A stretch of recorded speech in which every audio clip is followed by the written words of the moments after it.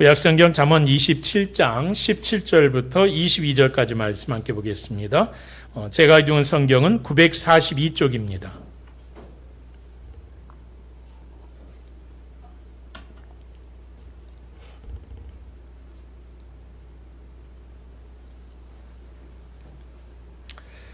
페이지 942쪽 잠언 27장 17절로 22절까지 말씀.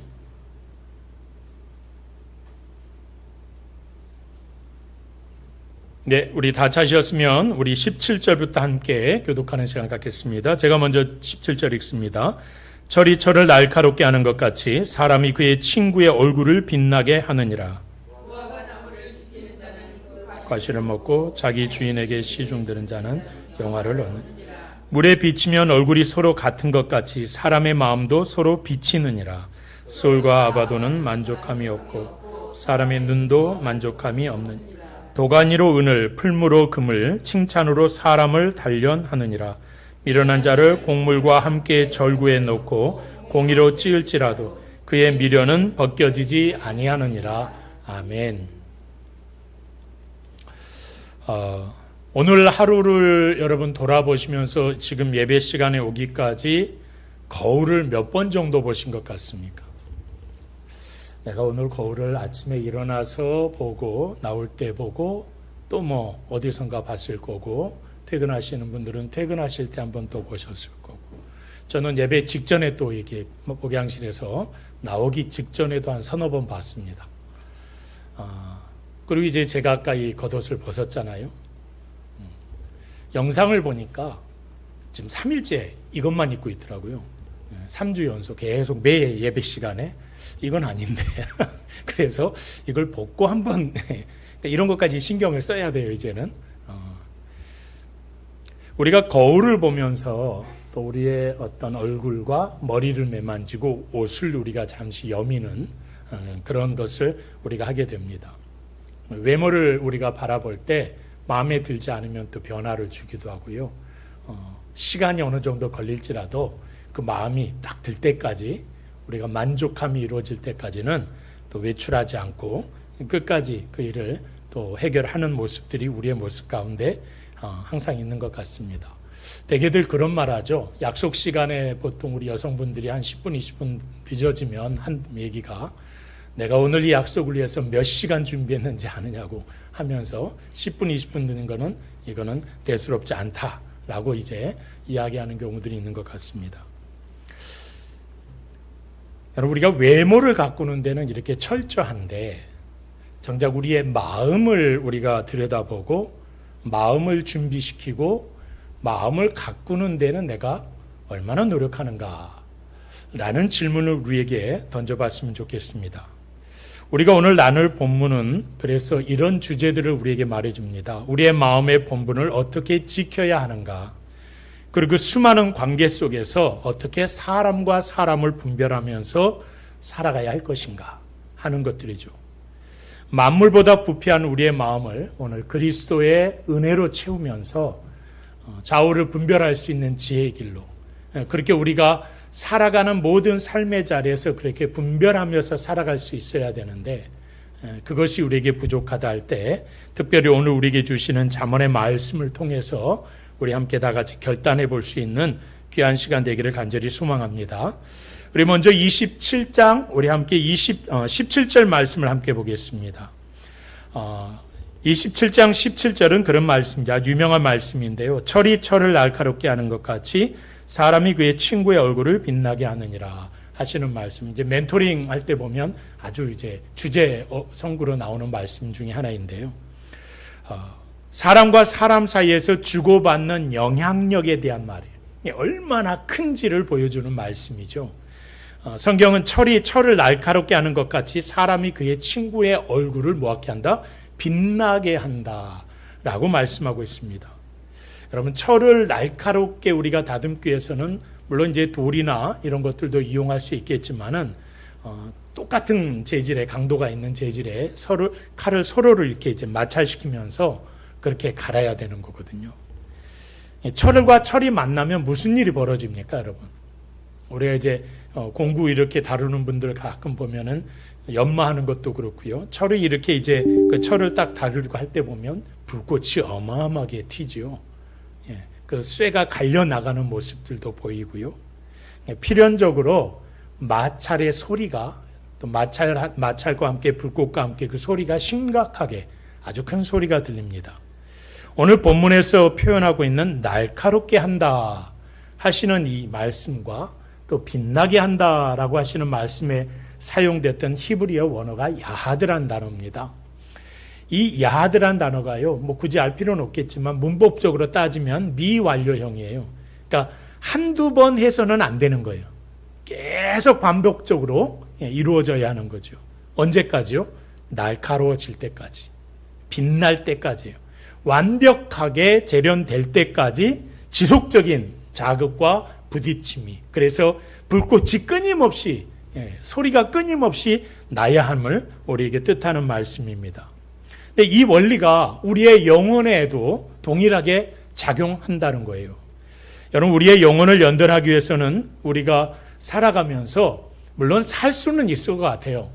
뭐 세상 사람들을 내가 다 이제 왕따시키고 나는 나 홀로 그냥 그렇게 내가 하고 싶은 거 내 마음대로 하고 어느 단체나 그런 공동체에 속하지 않고 예배하는 것도 나 혼자 예배할 수 있죠. 뭐 그렇게 이제 생각하면서 살아갈 수는 있겠습니다.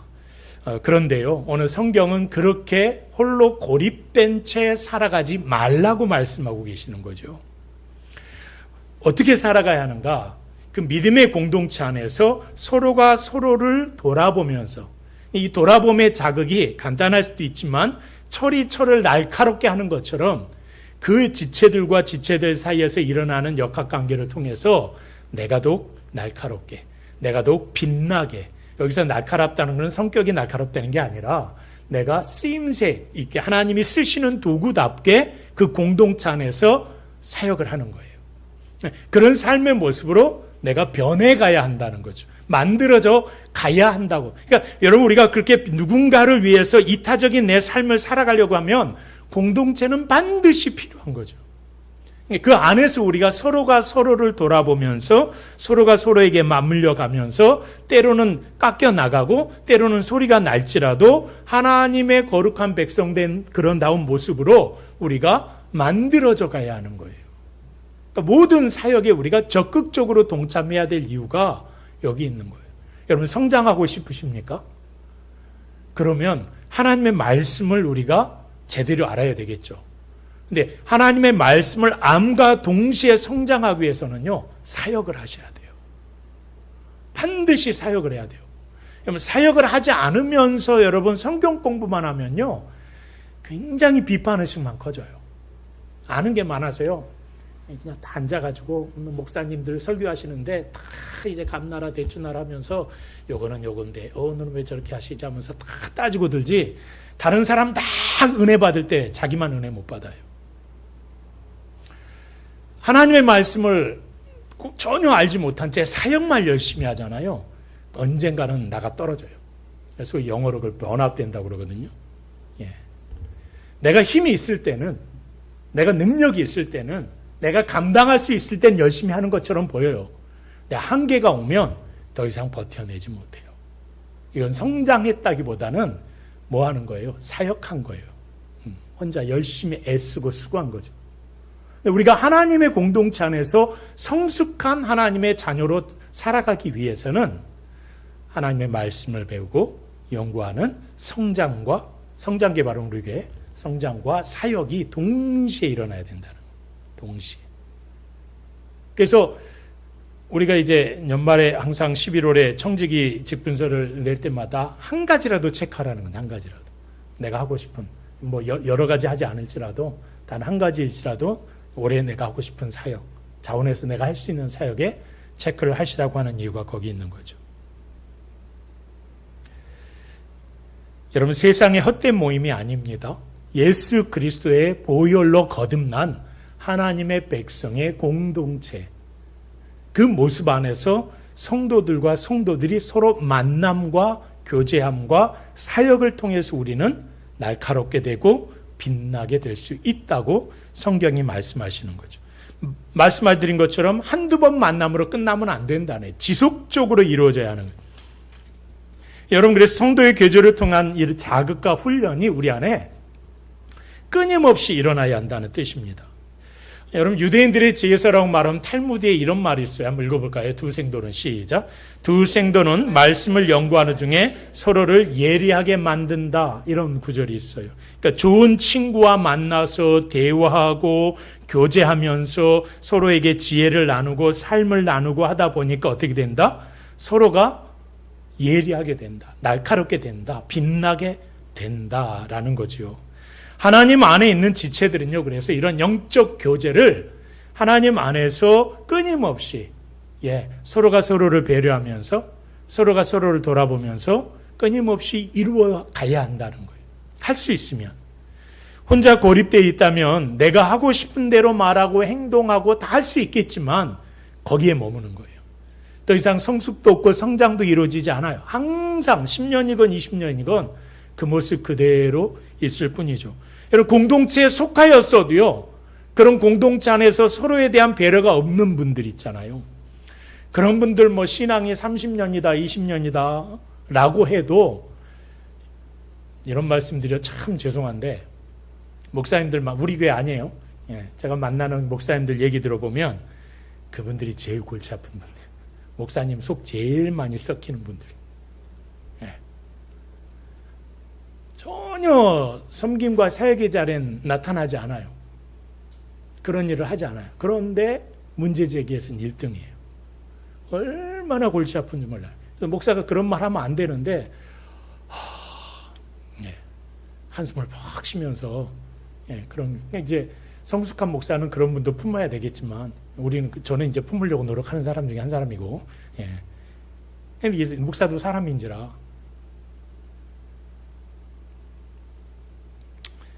우리 목회자들의 이게 녹음이 되니까 말을 마음대로 못 하겠어요. 속에 있는 거 다 해야 제 성격대로 해야 되는데 언젠가 또 하겠죠. 의식하지 않을 때가 올 것 같습니다. 그래서 여러분, 사실상 우리가 이런 마찰과 어떤 불꽃과 부딪힘은 아파요.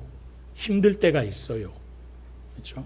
우리의 삶 속에서 나타나는, 우리가 성숙하기 위해서는, 그래서 성경은 이걸 고난이고 고통이고 염려와 근심 걱정 가운데서 우리의 삶 속에서 하나님 안에서 우리에게 주시는 유익에 대한 이야기를 하고 계시는 거죠.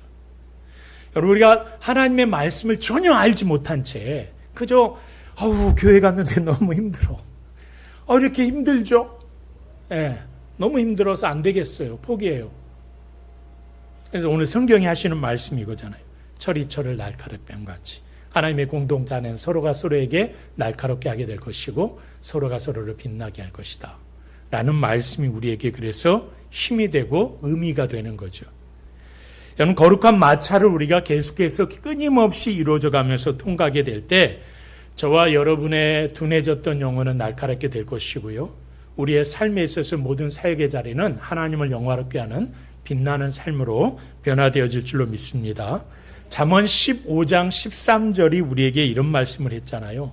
여러분, 마음의 즐거움은 얼굴을 빛나게 하여도 마음의 근심은 심령을 상하게 한다. 여러분, 성경이 말하는 얼굴은 단순한 외모가 아닙니다. 한 사람의 인격과 품행에 대해서 전체를 의미하는 거죠. 그러니까 하나님의 백성들은 이렇게 거룩한 교제를 통해서 서로의 인격과 서로의 지각을 어떻게 해야 된다? 빛나게 해야 한다는 겁니다. 그러니까 그 결과 지쳤던, 처졌던 그 마음의 생기를 되찾게 될 것이고요, 삶 속에서 지혜롭고 아름다운 모습으로 변화되어져 가는 거예요. 그 모습을 통해서 공동체는 서로의 영혼을 깨우게 될 것이고 그 성품을 아름답게 빚어가게 될 것입니다. 그래서 우리가 소망하는 건강한 공동체, 우리 세안교회 표어죠. 건강한 공동체를 이루어가기 위해서는 바로 이런 사역들이, 이런 모습들이 우리에게 있어야 한다는 거예요. 아래 글씨 한번 읽어봅시다. 서로를 빛내주고, 시작. 서로를 빛내주고 높여주는 복된 동역자가 되기를. 옆 사람과 인사해볼까요? 제가 높여드리겠습니다. 한 번 더, 제가 빛내드리겠습니다. 진짜 꼭 그렇게 해주세요. 꼭 빛내주시고, 빚을 내서 돈을 빌려달라는 게 아니라 빛을 내주시고 꼭 높여주시길 바랍니다. 서로가 서로에게 그런 존재가 되어질 때 아마 우리 세안교회는 이 땅 가운데 그 어떤 교회보다도 강한, 건강한 교회 공동체가 될 줄로 믿습니다. 여러분 65번째 경구인 오늘 본문 18절은 이런 말씀을 합니다. 한번 다 같이 읽어보겠습니다. 시작.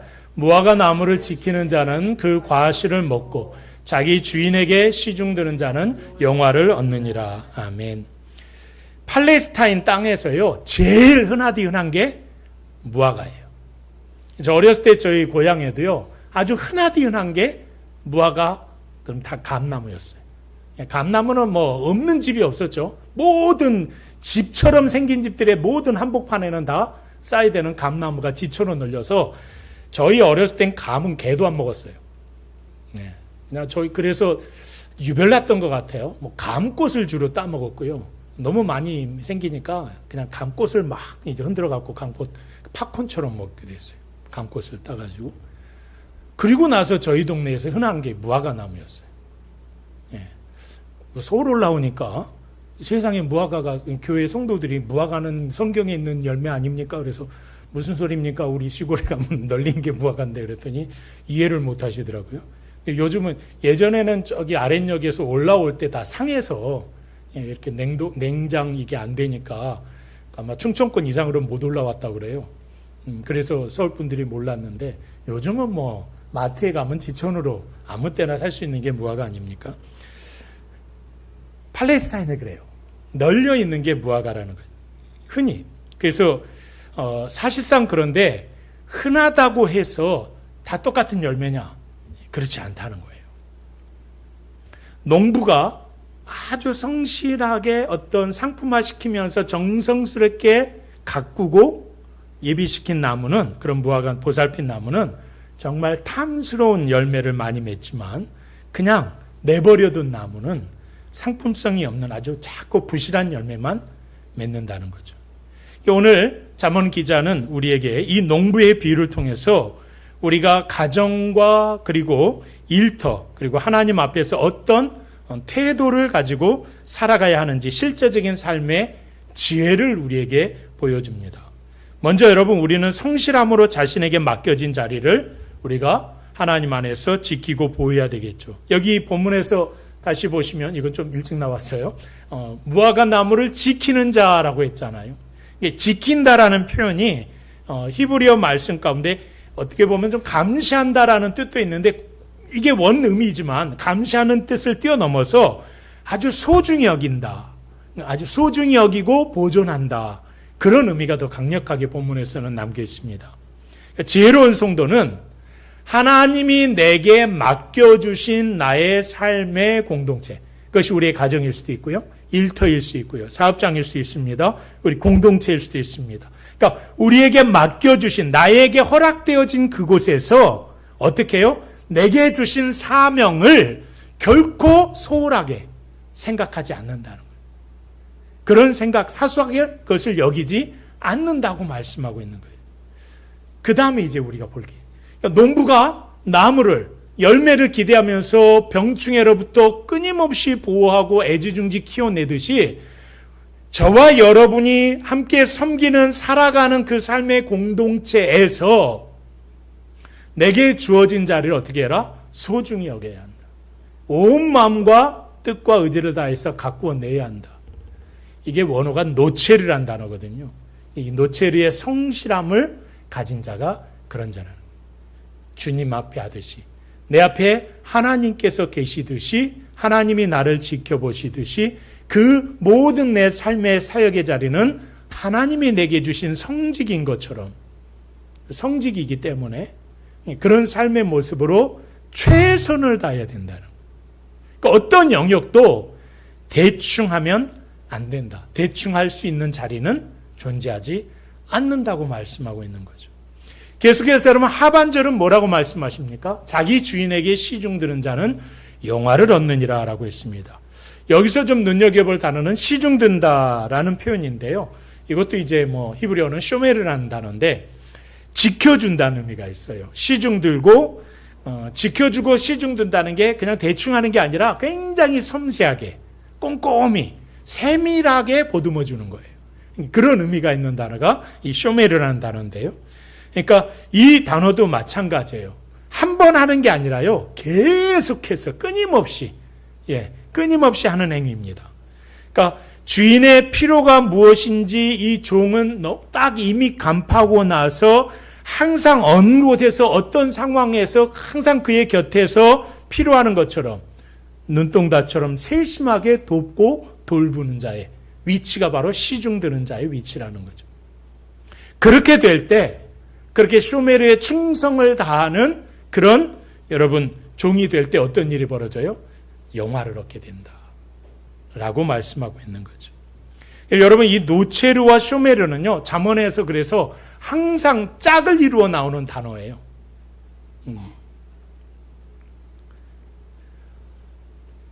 성실한 행동과, 다 같이 읽어봅시다. 시작. 성실한 행동과 진실한 마음이 긴밀하게 결합해서 삶의 매 순간 충성으로 나타나야 함을 강조하는 것이다. 그러니까 하나님의 말씀 안에서 우리에게 계속해서 반복적으로 요구하시는 것은 끊임없이 성실함을 통해서 진실한 마음으로 충성되게 하나님 안에서 하듯이 그렇게 우리의 삶의 자리에서 우리가 우리의 삶의 모든 모습을 만들어갈 수 있어야 한다는 거예요. 그것이 바로 하나님의 자녀들에게 요구되어지는 삶이에요. 잠언을 통해서 우리가 하루하루 살아갈 때 오늘 내 삶의 자리에서 허투루 버린 시간은 무엇인가? 내가 의미 있게 생각했던 행위는 무엇인가? 돌아보고 때론 반성하고 내일에 대한 소망 가운데 내가 이 시간을 더 깊이 있게 돌아보고 결단해야 되겠구나 하는 마음가짐을 우리는 항상 가져야 한다는 거죠. 여러분 아까 말씀드렸지만 이렇게 의무와 충성을 다한 종들에게는 마지막으로 영화를 얻게 된다고 했어요. 여러분 영화를 얻는다는 단어는 어떤 의미냐면요, 상상할 수 없을 만큼 존귀하게 된다는 거예요. 우리가 상상할 수 없을 만큼 존귀하게 변한다는 거예요. 그래서 결국은 어느 정도까지냐면 주인이 다다른 그 위치에까지, 그 주인의 영광의 자리에까지 이르는 걸 말해요. 여러분 종이, 특별히 이 고대 사회에서 종이 주인의 위치에 올라가는 영화로움을 여러분 상상이나 됩니까? 엄청나게 파격적인 거 아닙니까?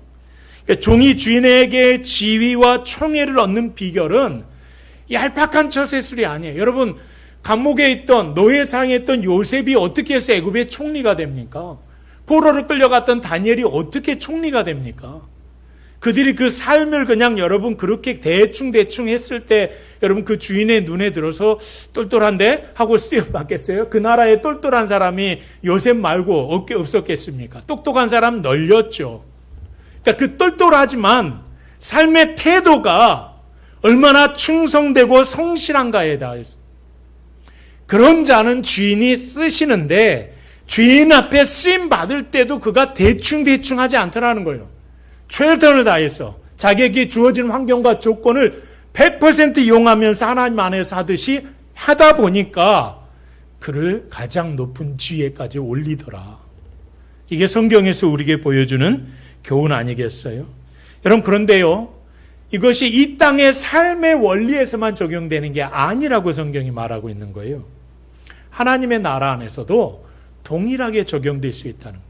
여러분 하나님께서는요 우리에게 뭘 기대하세요? 여러분에게 요구되어질 때 김재근 너 이제 내가 나의 자녀 삼을 텐데 네가 중학교 3학년 때까지 한 일이 뭔지 좀 보자. 교회는 한 번도 안 나왔네. 너는 안 되겠는데? 일단 너는 이 출석률부터 잘못됐어. 성경 공부 한 번도 안 했네. 넌 성경 말씀을 전혀 모르는구나. 그러면서 우리를 자격 따지면서 하나님이 우리를 부르셨어요. 저 교회에 여러분 어떤지 몰라도요, 교회에 나올 때 성경 하나도 몰랐습니다. 성경이 이렇게 근데 시뻘건 거는 내가 버리고 태워버려야 할 책, 이런 게 이제 항상 만감이 있었던 책이었죠. 교회에 나간다는 거 약간 정신병자들 같았어요. 깜짝 놀랐던 게 기도를 하는데 주여 하면서 막 손을 들고 기도하는데 옆에 이렇게 쳐다보다가 여기는 내가 있어야 될 때가 아니요. 그런 생각을 한두 번 한 게 아니에요. 근데 어느 순간 내가 주여 하고 있더라고요. 그러니까 하나님께서 우리에게 특별한 자격과 조건을 필요로 해서 우리를 부르신 게 아니기 때문에 다만 뭘 보신다? 우리의 성실함을 보시는 거죠. 우리의 태도를 보시는 거예요. 그래서 하나님 안에서 우리를 사용하실 때 어떻게 해요? 하나님의 말씀을 읽고 기도하고 하나님과의 세심한 교통의 시간들, 그 안에서 하나님이 내게 말씀하시고 나의 소원함과 나의 기대함을 하나님은 들으시고 그것을 교통이라고 말하는, 교제함이라고 말하는, 그것을 대화라고 말하는 거죠. 그랬을 때 나는 하나님의 뜻을 알게 되고 하나님은 나의 생각을 아시면서 충분히 하나님께서 고려하셔서 하나님의 거룩한 뜻으로 내 삶을 이끌어 가신다는. 중요한 건 여기서 우리가 한 걸음 깊이 들어가면 내 생각이 중요한 게 아니라는 걸 알게 되는 거죠. 하나님의 말씀이, 하나님이 내게 이끄시는 대로 순종하고 결단하는 게 중요하다는 사실을 알게 되는 거예요. 여러분, 우리의 마음속에 이걸 하고 싶고 저걸 하고 싶고 저게 안고 싶고 여러분 우리가 저걸 선택해서 사용하고 싶고 얼마나 많은 여러분 우리의 소망이 있어요, 내 안에. 아니 뭐 조그만 차 타면 큰 차 타고 싶죠. 안 그러겠습니까? 저 마이크 요거 한 200만 원짜리 썼으면 정말 소원이 없겠네. 뭐 이런 생각 안 하겠어요? 목회자들은 특별히 음향에 아주 그냥 욕심이 많다는데 이것도 대단해요. 이것도 감사한 건데 이것도 한 400-500명 나오는 교회에서 내놓은 걸 제가 가져왔어요. 이거 나름 좋은 거예요. 그런 어떠한 모습이 우리 안에 항상 있지 않겠습니까? 그런 기대함이 우리에게 있는 거죠. 하나님 우리에게 요구하시는 게 그런 거예요. 여러분, 노아나 모세의 삶을 우리가 돌아보면서 지극히 작은 것일지라도 하나님 앞에서 여러분 방주 지으라고 그랬는데 의심 안 했겠습니까? 처음에 들 때는. 근데 이게 하나님의 말씀이니까 따랐지. 또 옆 동네 할아버지가 너 방주 좀 줘라 한 120년 동안. 그럼 따르겠어요? 못 따르지. 여러분 모세는 어땠어요? 그냥 네 백성 가서 구원해내야 되겠다 그러니까 나는 거기서 내가 어떻게 하고 나온지 아시면서 사람 죽이고 지금 도망 나오는데 나보고 거기 또 들어가라고요? 얼마나 두려워했습니까? 얼마나 가기를 주저했습니까? 이 핑계 저 핑계 하여간 될 수 있는 핑계는 다 됐잖아요. 그럼에도 불구하고 하나님의 뜻이 거기에 있다는 사실을 알게 되니까 가야 되는 거죠. 그게 그들의 어떤 결단이었고 순종이었습니다. 여러분 우리도 마찬가지예요. 이 땅에서 여러분의 삶의 자리에서 자꾸 여러분 노아의 아름다운 결과물, 모세의 아름다운 결과물을 생각하면서 지금의 나를 생각할 게 아니라 오늘의 우리의 자리에서 그들이 어떻게 최선을 다했고 노력했는가를 돌아보시면 그러다 보면 어느 순간에 하나님이 우리를 어떻게 해요? 당신의 위대한 그 삶의 자리에 영화로운 자리에 우리를 이끌어 주실 것이라는 그런 여러분 기대함이 우리에게 있지 않겠어요? 그래서 여러분 주님은 우리에게 낮고 비천한 우리를 향해서 뭐라고 말해요? 착하고 충성된 종아라고 우리를 부르십니다.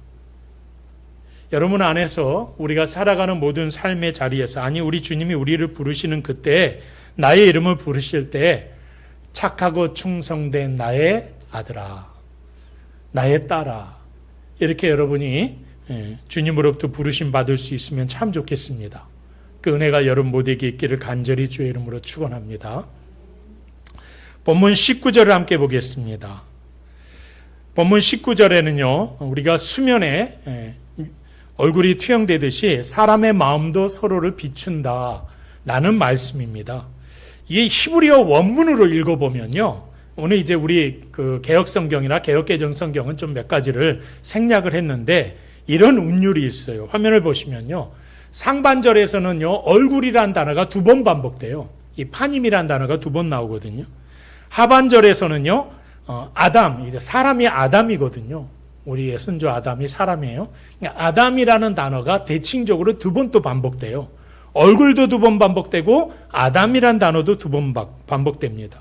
그래서 이걸 제가 우리 이제 공동 번역에 이걸 그대로 이 번역 그대로 번역을 했기 때문에 공동 번역에 번역된 부분을 알려드리면 이렇게 한번 읽어봅시다. 내 얼굴은 시작. 내 얼굴은 남의 얼굴에 몸에 비치듯 비치고 내 마음도 남의 마음에 몸에 비치듯 비친다. 이렇게 번역이 되는 거예요. 이걸 이제 우리 성경에서는 아주 함축해서 이렇게 이제 말씀을 하고 있죠. 이 말씀이 아까 우리 서두에도 나왔지만 사람은 혼자 있을 때 자신의 진짜 모습을 본래적인 모습이 드러나지 않는다는 거예요.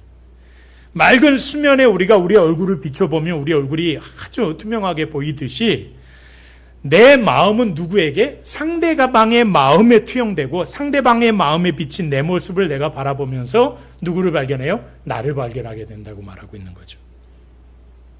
그러니까 나를, 내 모습 그대로를 비춰줄 수 있는 공동체의 지체들이 우리에게 그들과의 관계를 맺어가는 것이 우리에겐 정말로 중요한 거라는 거예요. 솔로몬은 여기서 한 걸음 더 들어갑니다. 이 관계 속에서 그런데 반드시 경계해야 될 게 있다라고 우리에게 말하고 있는 게, 그게 바로 20절입니다. 다 같이 읽어보겠습니다. 시작. 수올과 아바도는 만족함이 없고 사람의 눈도 만족함이 없느니라. 우리가 사람과 사람 사이에서 서로를 비춰주는 역할을 하게 될 텐데, 근데 우리가 그 안에서 경계해야 될 게 바로 그게, 만족을 모르는 사람의 눈, 그 탐욕을 분별할 수 있어야 한다는 거예요. 인간이 가진 가장 무서운 부정적인 본성이 뭐예요? 탐욕이에요. 그 탐욕 중에도 제일 무서운 게 끊임없는 탐욕이에요. 만족하지 못하는 탐욕.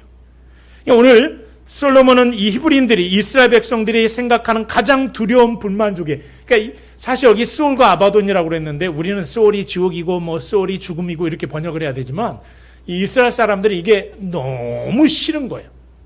이 단어 자체가 아주 거부감이 돼요.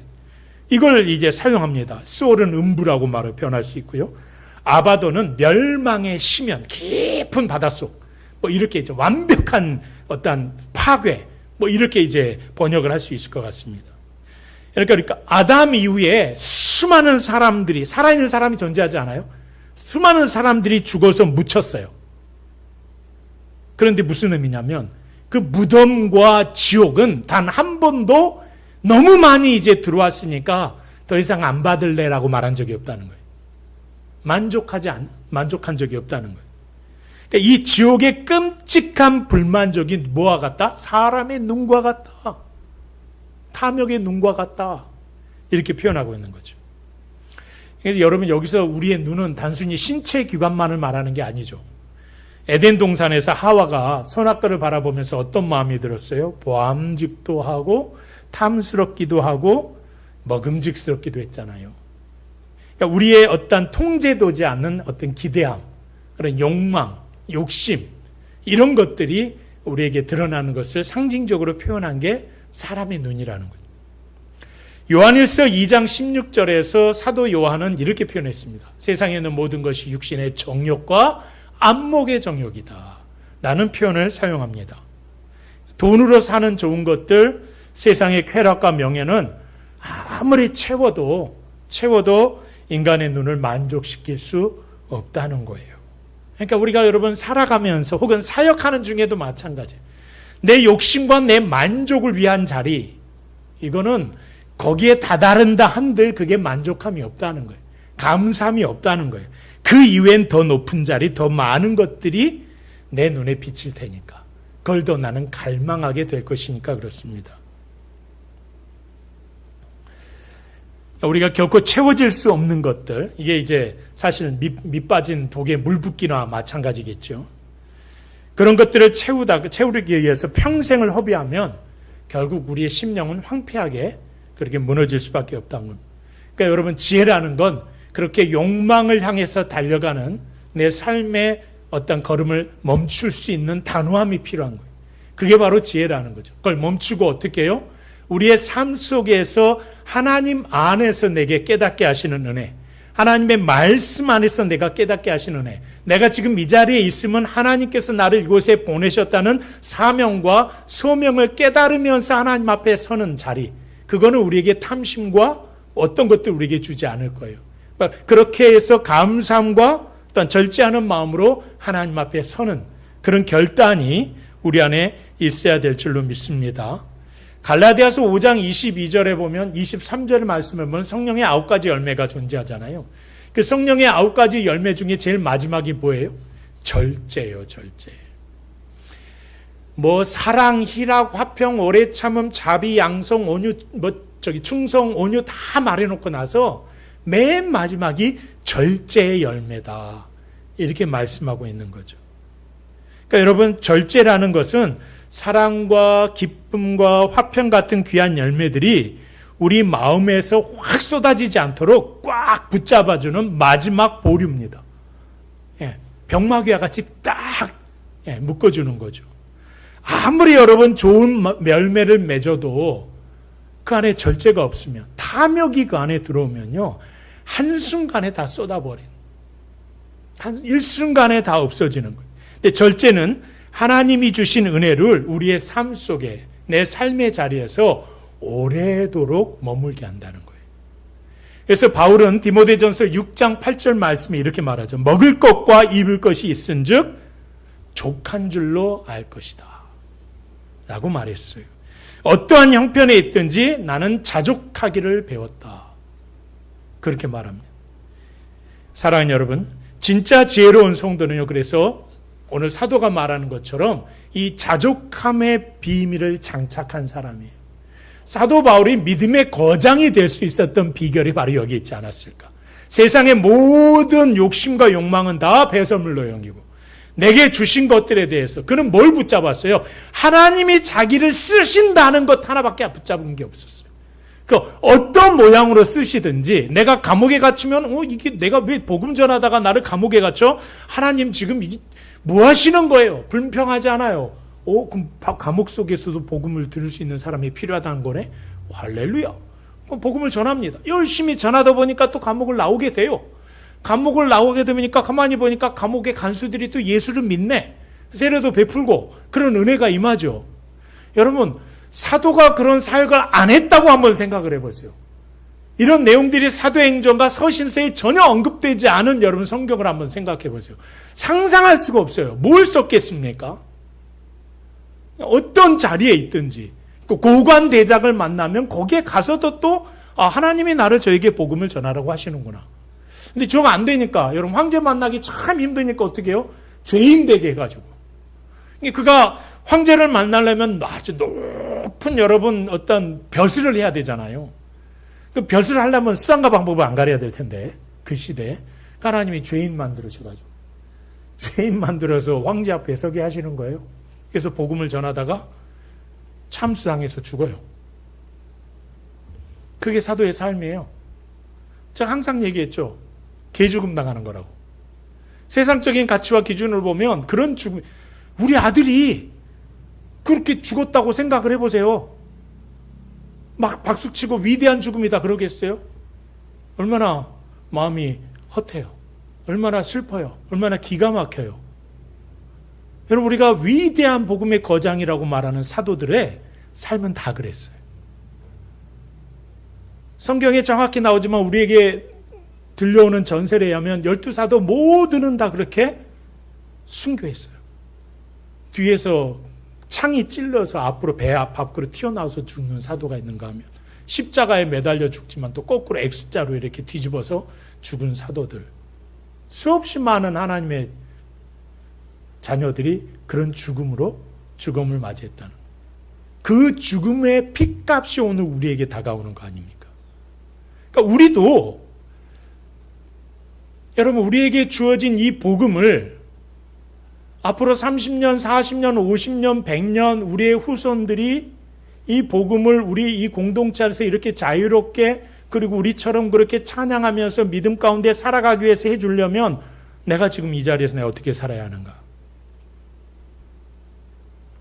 여전히 세상 것을 향하여 눈을 돌리고 만족함이 없이, 절제함이 없이 내 눈에 보여지는 것들에 대해서 우리 크리스찬들이 그 욕망을 거두지 못한 채 그렇게 살아간다면 한 40, 50년 후엔 교회는 존재하지 않죠. 더 이상. 안 그러겠습니까? 우리 시대에 우리의 공동체가 어떤 삶을 살아야 하는가? 주일날도 제가 말씀드렸습니다만 얼마나 우리가 서로에게 삶을 돌아보면 타협 많이 합니까? 참 타협하죠. 이 정도 선에서 적당하게 믿으면 돼. 그러면 내가 어느 정도 보여지는 거야. 그런데 여러분, 놀라운 사실을 오늘 말씀드리면 여러분의 그 타협을요, 아직 교회 공동체 안에 발도 들이지 않는 우리의 자녀들이 나를 보면서 별로 메리트를 느끼지 못하는 거예요, 복음을. 그걸 우리가 놓치고 있는 거예요. 목숨 걸고 믿어야 되는 거예요. 목숨 걸고 투쟁해야 되는 거예요. 그 어떤 것과도 우리가 타협할 수 없는 것이 복음의 길이라는 걸 삶을 통해서 보여줘야 돼요. 그러지 않겠습니까? 저부터도 사실 이게 참 이렇게 말씀하면서도 하나님 앞에 회개할 것들이 얼마나 많은지 모르겠습니다. 여러분, 그래서 우리가 살아가는 모든 순간에 이런 세상의 헛된 유행과 우리 눈앞의 정욕에 더 이상 여러분의 마음을 빼앗기지 않기를 바랍니다. 결코 흔들리지 마시길 바랍니다. 우리의 잔을 넘치게 채우시는 예수 그리스도 한 분만으로 만족할 수 있기를 간절히 소망합니다. 이 시대는 우리에게 수많은 탐욕의 끝들로 우리를 유혹합니다. 얼마든지 넘어지게 하죠. 얼마든지 우리의 생각과 우리의 가치관을 변하게 만드는 것들이 너무나 많습니다. 그러나 여러분, 그 시대를 살아가는 우리에게 있어서 주님이 나와 여러분에게 요구하시는 삶이 무엇인지를 분별하시고 이 시간 주님 앞에 서실 수 있기를 주의 이름으로 축원합니다. 오늘 마지막 부분은 21절과 22절의 말씀입니다. 21절과 22절 말씀 우리 함께 보시면, 먼저 21절은 은은 도가니로 금은 풀무로 사람은 그의 칭찬으로 라는 말씀이에요. 은과 금의 재련 과정에서 일상적인 어떤 모습을 우리에게 보여주고 있죠. 또 22절 말씀을 보면 이거 제가 요거는 좀 천천히 해야 되겠네요. 그 절구질의 모습까지도 함께 보여지는데요. 그래서 이런 것들을 통해서 여러분, 사실은 주변의 평판들, 그렇죠? 그런 것들에 우리가 많이 생각을 빼앗기는데, 그런 모습에서 나 자신을 낮추는, 자중한다고 그러잖아요. 그런 태도들, 그리고 철저한 나의 반성, 그리고 강력한 어떤 자기 스스로를 돌아볼 수 있는 그런 것들이 필요한. 21절을 제가 이 말씀을 좀 직역을 했어요. 원문 말씀으로 직역을 하면, 이게 자꾸 넘어가네요. 은은 도가니로 금은 풀무로 사람은 그의 칭찬으로. 이게 이제 직역하면 그대로 나올 수 있는 말씀이. 그러니까 이게 무슨 의미냐면, 우리가 받는 수많은 칭찬은 뭐가 된다? 나를 시험하고 입증할 수 있는 도가니가 된다는 거예요. 그러니까 성경이 이 찬사를 도가니로 표현한 이유가 있어요. 은과 금은 여러분 뜨거운 도가니를 통과해야 돼 나오는 결과물이에요. 이걸 통과하지 않으면 원석 자체는 은과 금을 우리가 전혀 이걸 갇힌 것으로 판단하지 못하죠. 여러분, 모래 속에 막 섞여 있는 사금이래 봤자 그냥 후 불면 먼지일 뿐이죠. 이런 것들이 이 도가니를 통해서 뜨겁게 불순물이 사라지고 금만 남게 되는 결과물. 그게 여러분 은과 금이 아니겠습니까? 그러니까 여러분, 어떤 의미냐면, 은과 금이 뜨거운 도가니를 통해서 진실된 모습이 모여지는 것처럼 나와 함께 살아가는 사람들이 나에 대해서 비춰주는 거울처럼 어떻게 나를 바라보는가, 그들이 나를 칭찬할 때 나의 본 모습이 드러나게 된다 라시는 말씀인 거예요. 다른 사람의 어떤 평판을 대하는 나의 태도, 나의 자세가 바로 그 순간의 나의 모습이 나의 인격이라는 거예요. 실제로 성경에서요, 여기서 재련에 대한 단어를 차라프라는 단어가 쓰거든요. 근데 이 차라프가 불 속에 집어내어서 진짜와 가짜를 가려낸다는 의미가 맞아요. 그게 이제 도가니라고 지금 표현을 했는데, 다른 사람의 칭찬은 나를 불 속에 집어넣어서 내 인격의 어떤 순수함, 순도를 결정짓는 그런 무서운 도가니가 될 수 있다. 이렇게 우리가 의역해 볼 수 있습니다. 그러니까 감당하기 힘든 고난과 핍박만이 시험이 아니라는 거예요. 살아가면서 사람들이 쏟아내는 달콤한 말들, 칭찬의 말들, 좋은 평판까지도 내 인격의 저 밑바닥까지도 내가 체크해 볼 수 있는, 검사해 볼 수 있는 가장 무서운 시험이 될 수 있다는 거예요. 여러분, 생각해 보면 나를 칭찬해 주는 음성을 듣고 내가 기분이 좋아요, 안 좋아요? 무조건 기분이 좋지. 칭찬받는 지 언제가 기억이 안 나네. 나를 칭찬해 주면 너무나 기쁘고 즐겁잖아요. 우쭐해지잖아요. 그게 내 마음에 자연스럽게 떠오르는 것들인데, 성경은 그러다가 교만해진다는 거예요. 그래서 진짜 정금 같은 지혜자는 이 칭찬의 도가니 속에서도 스스로를 바르게 깨닫고 겸손하게 자중할 줄 아는 자라는 거죠. 달콤한 칭찬에 흔들리지 않는 사람이야말로 어떠한 상황에서 어떠한 고난과 어떤 험난한 상황이 내 삶에 있을지라도 다가온다 할지라도 그 믿음의 중심은 결코 흔들리지 않게 되어진다는 거예요. 그런 사람이야말로 험난한 상황이든 또 내가 교만해질 수 있는 위치에 있든 그 중심, 믿음의 중심을 결코 지켜낼 수 있다는 말씀입니다.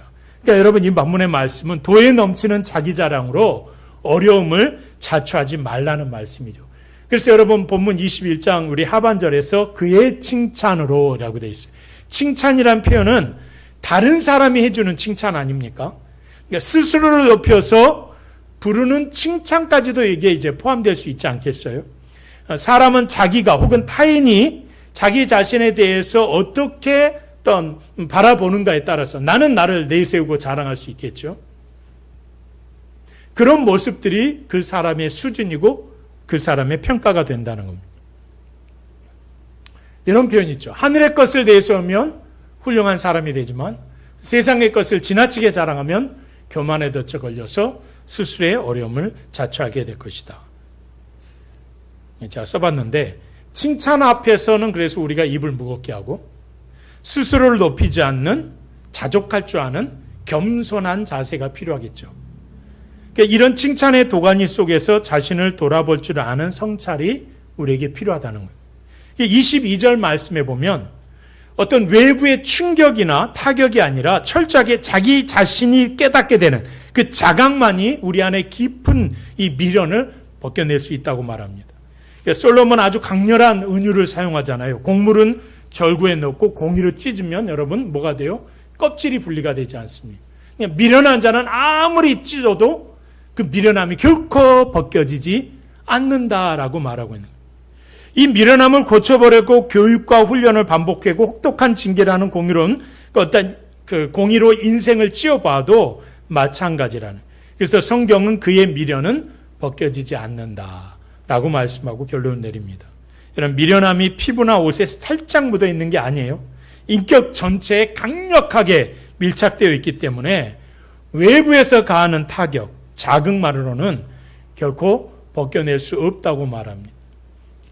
이 깊고 지독한 미련함의 껍질을 벗겨낼 수 있는 유일한 방법이 뭐예요? 외부의 타격이 아니라 우리 내면 안에서 철저한 자기 반성과 회개와 자각이 필요하다는 겁니다. 솔로몬이 여러분이 본문에서 이 절망적인 현실을 고발하는 이유는 이런 거예요. 미련한 자는 가망이 없으니까 포기해라 이런 뜻이 아니라는 거예요. 스스로 어떻게 해라? 자각하고 누구 앞에 나가야 된다? 하나님 앞에 서야 한다는 거예요. 내가 죄인인 것을 깨달아야 된다는 거예요. 내가 용서받지 못할 죄인이었다는 사실을 알고 하나님 앞에 서야 한다는 거예요. 말씀의 거울 앞에 서서 자기 자신의 비참함을 깨닫는 것이 훨씬 더 본질적이고 효과적인 벗겨냄이라는 거죠. 그러니 여러분, 우리의 힘으로는 이 지독한 미련함으로, 그러니까 여러분 우리가 살아가면서 이걸 벗겨내려고 뭐 더 좋은 것, 더 귀한 것, 더 값싼 것으로 아무리 나를 치장하고 나를 딱 갖다 꾸민다 한들 그거는 전혀 해결책이 되지 못한다는 거예요. 깨닫게 되어질 때 바로 그 순간에 하나님 앞에 서야 하는 거예요. 말씀 앞에 서야 하는 거예요. 기도자의 자리에 가야 되는 거예요. 그래서 나 자신을 돌아보고 하나님의 은혜가 내게 임하여서 나의 이 지독한 결핍을 벗겨낼 수 있어야 한다는 거예요. 그것이 오늘 성경 우리에게 하시는 말씀이에요. 그러니 여러분, 우리의 힘으로는 이 지독함을 벗겨낼 수 없습니다. 오직 성령께서 우리 영혼에 찾아오셔서 눈물로 회개하는 마음을 우리에게 부어주셔야 할 줄로 믿습니다. 읽어봅시다. 바로 그때 시작. 바로 그때 예수 그리스도의 보혈의 능력으로 그 단단한 미련의 껍질이 마침내 깨어지고 벗겨지게 될 줄로 믿습니다. 말씀을 정리합시다. 여러분, 히스기야의 신하들이 간절히 수렵했던 이 솔로몬의 지혜의 말씀들은요, 오늘 우리에게 있어서 하나의 어떤 종착지를 가리킵니다. 보이지 않는 내 마음의 본분을 지켜야 한다는 거죠. 하나님 앞에 우리는 정금같이 우리가 연단되어서 그런 인격적인 모습으로 성숙해져 나가야 한다는 거예요. 성도들과의 거룩한 교제 속에서 우리의 인격이 깎아져 나가야 한다고 말씀합니다. 우리에게 하나님이 맡기신 가정이 있습니다. 우리의 일터가 있지요. 우리의 교회에서 허락하신 공동체가 있습니다. 이것들을 우리에게 소중히 지키고 보살피는 성실함으로 충성됨으로 하나님을 섬길 수 있기를 오늘 성경은 이렇게 우리에게 말씀하고 있습니다. 여러분, 달콤한 칭찬 앞에서는 겸손을 우리에게 자중하라고 말합니다. 내 힘으로 벗겨낼 수 없는 지독한 미련함의 껍질은 오직 십자가 앞에서 성령님께 또한 우리가 처절하게 나가야 된다고 말씀하고 있습니다. 우리가 마음을 찢고 성령님의 도우심을 구하게 될 때 주님은 감히 상상할 수 없을 만큼 우리의 삶과 인격을 존귀하게 그 종이 주인의 영화로운 자리에 오르듯이 우리를 그렇게 높여주실 줄로 믿습니다. 그러나 여러분, 날마다 주님의 보혈을 의지하시고 하나님과 사람 앞에 그 삶이 정금처럼 빛나는 복된 성도들이 되시기를 주님의 이름으로 축원합니다. 우리 한번 이렇게 기도했으면 좋겠습니다. 함께 우리 기도 제목 보시면서 첫 번째로 거룩한 교제를 통해서 서로를 빛나게 하는 공동체를 이루게 하여 주옵소서. 또 내게 맡겨진 자리를 성실히 지켜내는 그런 노체르의 삶을 살아갈 수 있게 하여 주옵소서. 마지막 안목의 정욕을 절제하면서 그리스도의 한 분으로 만족하는 삶을 살게 하시고, 네 번째, 달콤한 칭찬 앞에서 겸손히 자중하는 지혜를 주시옵소서. 우리 이 시간 주님 앞에 주신 말씀 기억하면서 함께 기도하겠습니다. 존귀하신 하나님, 오늘도 역사하시는 하나님의 놀라운 은혜와 응도하심을 찬양합니다. 우리의 삶 가운데 나타난 모든 유혹을 이기고 믿음의 지체들과 깊이 교제하면서 하나님 살아가게 하시옵소서. 아버지는 때로는 아프고 불편한 영적 마찰이 찾아온다 할지라도